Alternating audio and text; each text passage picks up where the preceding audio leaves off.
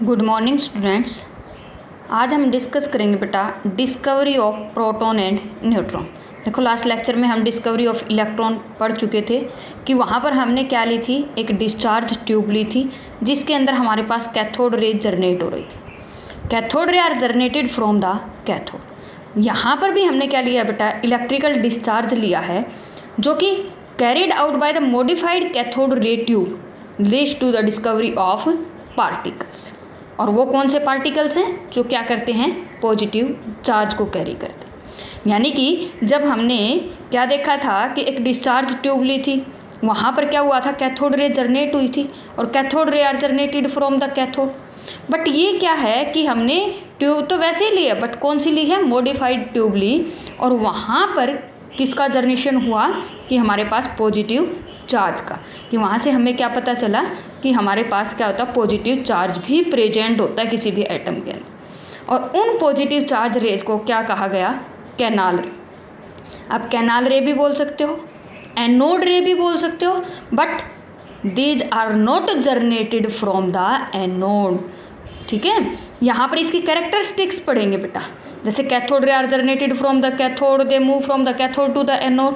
But यहाँ पर हमारे पास क्या हो जाएगा, सब कुछ अपोजिट हो जाएगा कि कैथोड रे की तरह पॉजिटिवली चार्ज जो पार्टिकल्स हैं, देखो वहाँ पर हमारे पास क्या था कि negatively charged particles does not depend upon the nature of gas.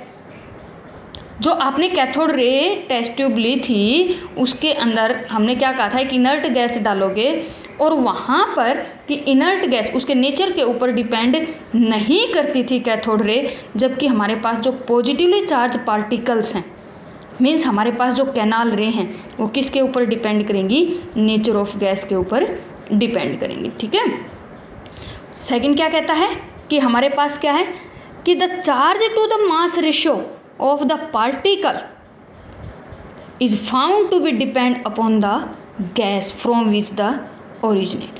कि वो किस गैस, हमने गैस कौन सी ली है इसके अंदर, तो चार्ज बाय मास, वहाँ पर E बाय M रेशियो क्या थी, फिक्स थी कि चार्ज बाय मास रेशियो की वेरी नहीं कर रहा था। बट यहाँ पर बेटा क्या करेगा, चार्ज बाय मास यानी कि E बाय M रेशियो जो है वो क्या करेगा, वेरी करेगा।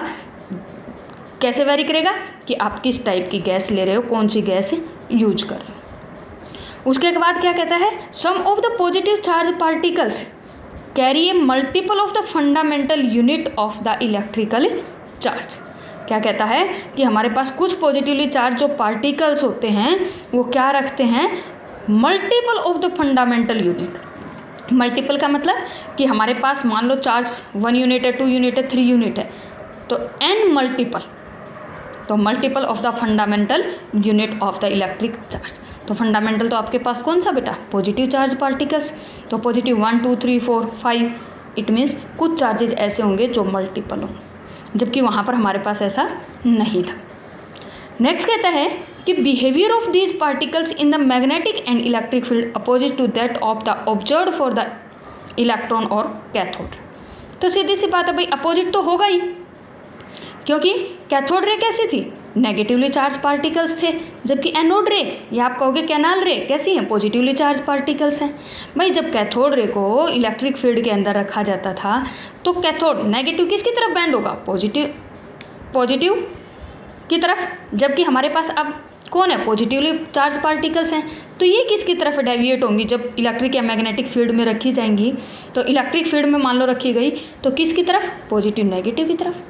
तो इट मीन्स ये क्या कहता है कि हमारे पास जब भी इलेक्ट्रिकल या मैग्नेटिक फील्ड में रखे जाएंगे तो इनका बिहेवियर अपोजिट होगा किससे, कैथोड रे से, because cathode ray are the negatively charged particles और canal ray are the positively charged particles. तो पॉजिटिव और नेगेटिव तो एक दूसरे का अपोज नहीं करते, मतलब एक दूसरे से अलग बिहेवियर शो करते हैं। ठीक है, अब क्या कहता है कि हमारे पास जो स्मॉलेस्ट और लाइटेस्ट पार्टिकल्स यहाँ से ऑब्टेन हुआ है, आयन जो ऑब्टेन हुआ है कहाँ से, अगर हमने हाइड्रोजन गैस ली तो ये क्या कहलाएगा हमारे पास, प्रोटॉन।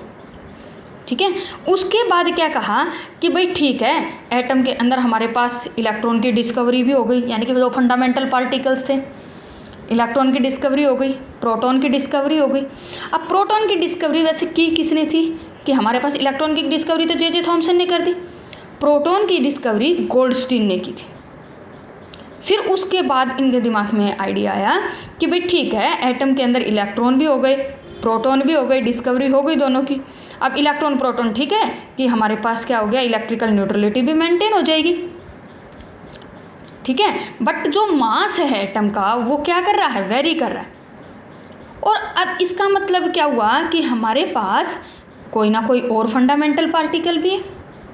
तब हमारे पास कौन आया था, न्यूट्रॉन। और न्यूट्रॉन की डिस्कवरी बोले तो किसने की थी, चैडविक ने, ठीक है। तो चैडविक ने क्या कहा कि हमारे पास कुछ ऐसे एटम हैं जिनका मास क्या हो जाता है, ज़्यादा हो जाता है, greater than that of the proton. तो इट मीन्स वो ग्रेटर किसके कारण हुआ, उन प्रेजेंट न्यूट्रॉन्स के कारण। तब यहाँ पर डिस्कवरी हुई थी किसकी, न्यूट्रॉन्स की। तो इलेक्ट्रॉन की डिस्कवरी जे थॉमसन ने, प्रोटॉन की डिस्कवरी गोल्डस्टीन ने, और हमारे पास न्यूट्रॉन की डिस्कवरी चैडविक ने। अब इसमें देखो बेटा एक पॉइंट आया था कि sum of the positive charge particles carry multiple of fundamental unit, multiple.